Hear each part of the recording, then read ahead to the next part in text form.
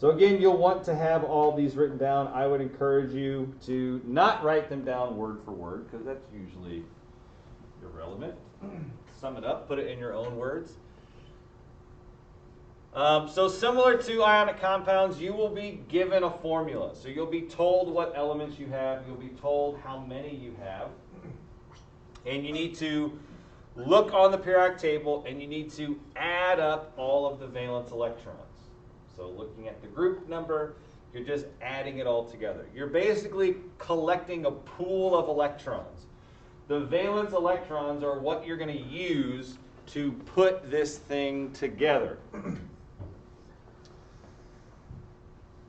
Once you have your total, the next thing is you determine what's in the middle. So there will always be a central atom. There'll always be something in the middle, and everything else branches off of that. One of the typical things that students do is they try to draw their things all in a straight line. But we don't want to do that.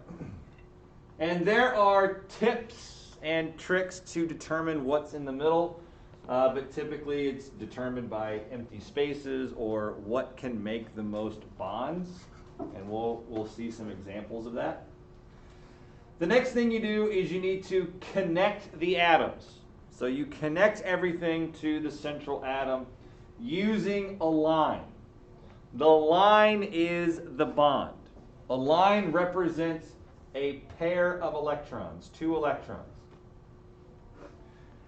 And that is different than what step number 4 is, which are what we call lone pairs. It's pairs of electrons or pairs of dots that you then put around every atom to achieve the octet rule. With the exception for hydrogen, because just by connecting it with a line, you have given hydrogen the requisite number of electrons. And then you add the electrons again. So you look at the picture that you've drawn, you add them all up, and if they equal what you determined in step 1, then your picture is good, and you're done.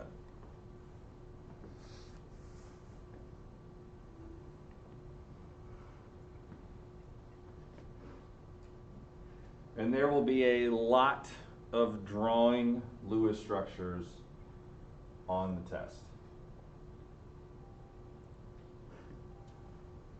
I would say about half of the problems involve drawing. Because later we're going to use our drawings to determine more things. So we're going to determine geometries, whether something is polar or nonpolar, and that's all going to be based on the drawing. So let's look at an example. So we have CH4. My animations are off, sorry. So we add up all the valence electrons. So you look at your periodic table, you find carbon, which is in group 4, you find hydrogen, which is in group 1, and you end up with 8. And the reason you end up with 8 is because you have 4 hydrogens. So carbon brings 4, and each hydrogen after that brings 4 as well. So this is our pool of electrons. Step number 2, our central atom. In this example is carbon, because carbon has 4 empty spaces. If you draw the dot diagram for carbon, which is, right, it has 4 single dots. So each of those single dots is available to make a bond. Whereas hydrogen only has 1 dot. Sorry, you can't see that very well. I need to change the background. It looks good on the computer screen. So that's how we know that carbon is our central atom. So, step number 3 is we connect everything. And then we add the electrons to follow. So here we have our carbon. We put our 4 hydrogens around it.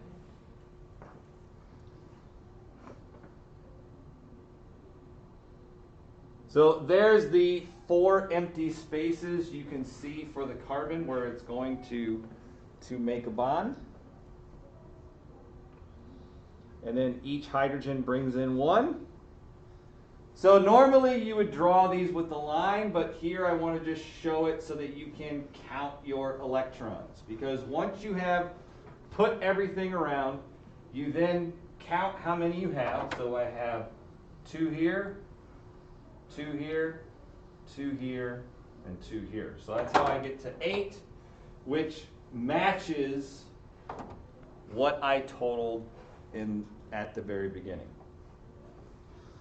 So when that happens, you know that this is a correct Lewis structure. But what if it doesn't match? You do everything and it doesn't match. So here are your steps. So step number 6, if it does not match,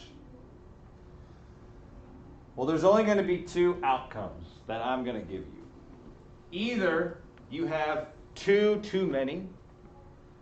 So maybe you're supposed to have 8, but you have 10 in your drawing. What you're going to do is you're going to change a bond to a double bond. So instead of drawing 1 line, you're going to draw 2 lines. Or you'll have 4 too many.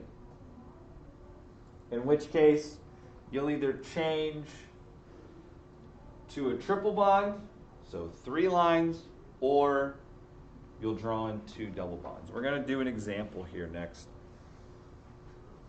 where you can see this. And then check it again. So you add up all your electrons and again compare it to whatever you totaled at the beginning.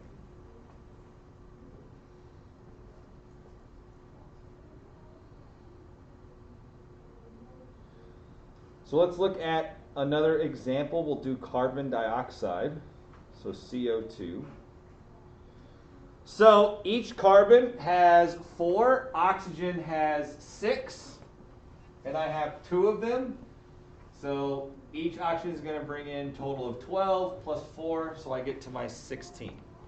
So I'm adding up all of my electrons. Carbon is going to go in the middle. Carbon pretty much, if you have carbon, put it in the middle. It's pretty rare that carbon doesn't go in the middle. And then we connect everything. So here we connect the oxygens to the carbon. And then we put the remaining electrons around everything. We put in lone pairs, so we're going to put in 2 dots around the oxygens and around the carbon to satisfy the octet rule. And so that's what it looks like. All right, so if I look at just this oxygen and I count my electrons around the oxygen, I have 2 here, I have 2 here, I have 2 here, and I have 2 here. That's the octet rule.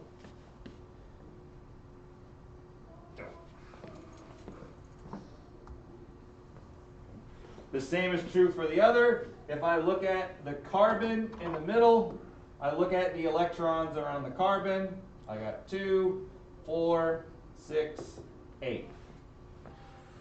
So once I connect everything, I just add lone pairs. These are electrons that are not involved in bonding, right? They're not doing anything other than to give me my octet rule. And then I add up all of my electrons.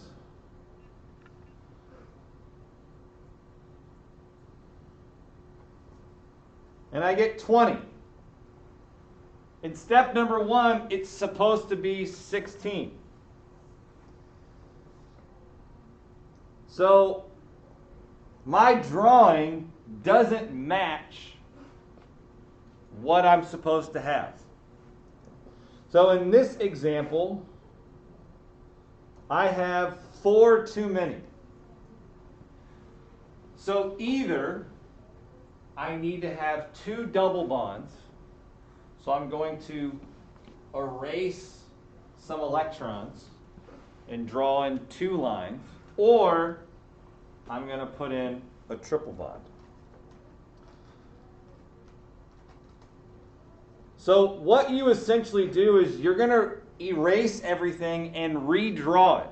So when we put this together, we drew a single line connecting your oxygens to our carbon. Well, you're going to erase everything, start over, and this time you're either going to do 2 lines, or one of them is going to be 3 lines.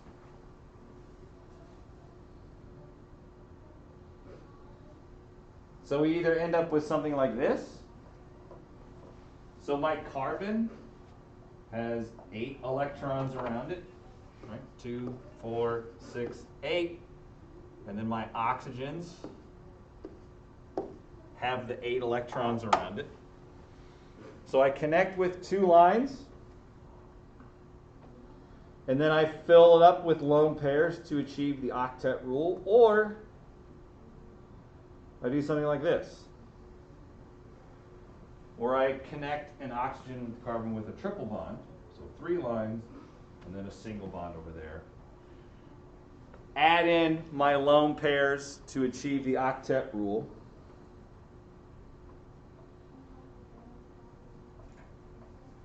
And then I re-add everything. So if I look at both of these, I got 2, 4, 6, 8, 10, 12, 14, 16.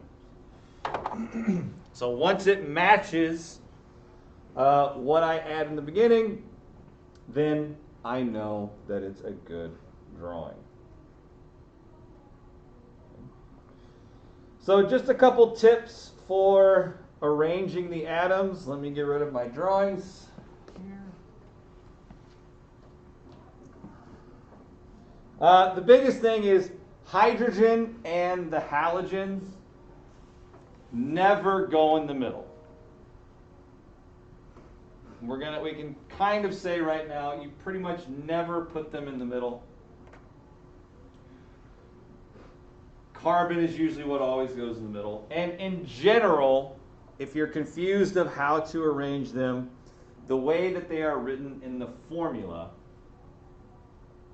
is usually how they kind of appear in 3-dimensional space. So formulas are typically written to kind of give you a hint of how the structure is all put together.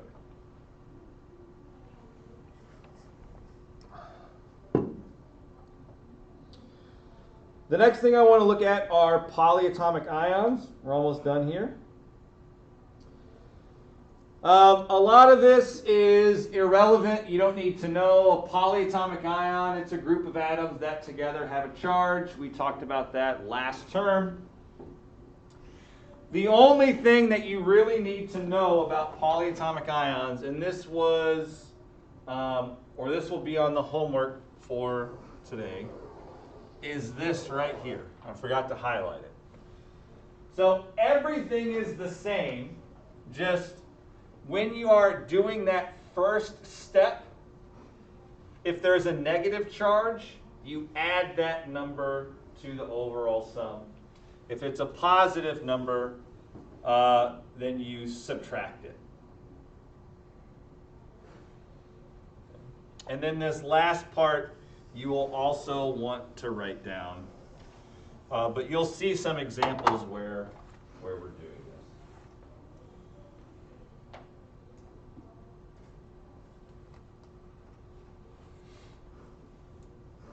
But other than that, with polyatomic ions, everything is the same. So it really just changes number 1, and then it just changes the very end with how we draw it. But everything else in the middle is the same. Okay. So let's look at an example, which of course my animations are off. So what we're looking at here is an NO3 with a -1 charge.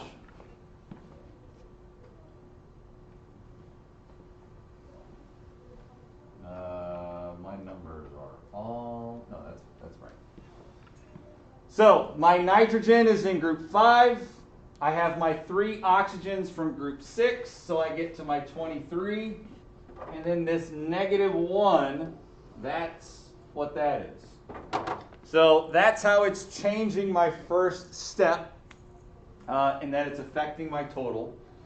But then after that, I just do everything the same. So nitrogen is what goes in the middle, and the oxygens go around that.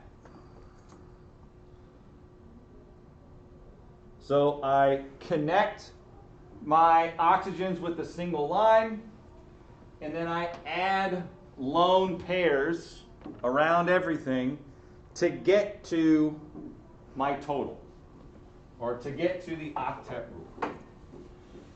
And then I count what I have in the drawing. So I got 2, 4, 6, 8, 10, 12, 14, 16, 18, 20, 22, 24, 26.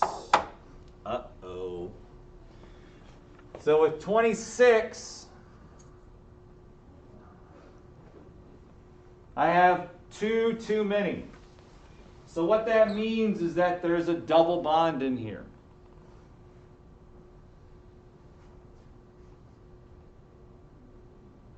So I redraw it.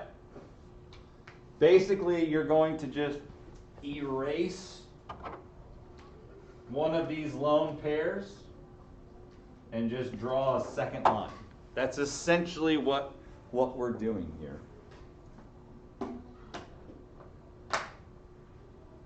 And of course, I screw that part up. This is supposed to say -1. So we essentially redraw everything, we add a double bond, and then we fill up everything to achieve the octet rule. And then this last part, this is that other exception. Whenever we're doing something with a charge, we place a bracket around it, and we write the charge on the outside.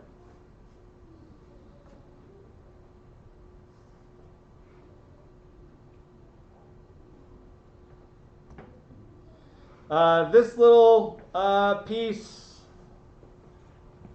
it's not really that important, but it's just with the different styles of bonds, single, double, and triple, they actually have different chemical properties. So single bonds are the longest, triple bonds are, I'm sorry, yeah, single bonds are the longest, triple bonds are the shortest. Double bonds are kind of in the middle. Single bonds have less energy than triple bonds. So things that are triply bonded, if you release that triple bond, there's a lot of energy that gets released. We can skip this part. And then this is the last thing. This is just a term that you need to know for the test. It's called an isomer. So this is a structure with the same chemical formula, but a different chemical structure. So the example that we just did with carbon dioxide is an example of an isomer, where you can have it with 2 double bonds or just a single triple bond. It's the same formula, CO2, but the structure is entirely different. So you do need to know the definition of an isomer for the test. And I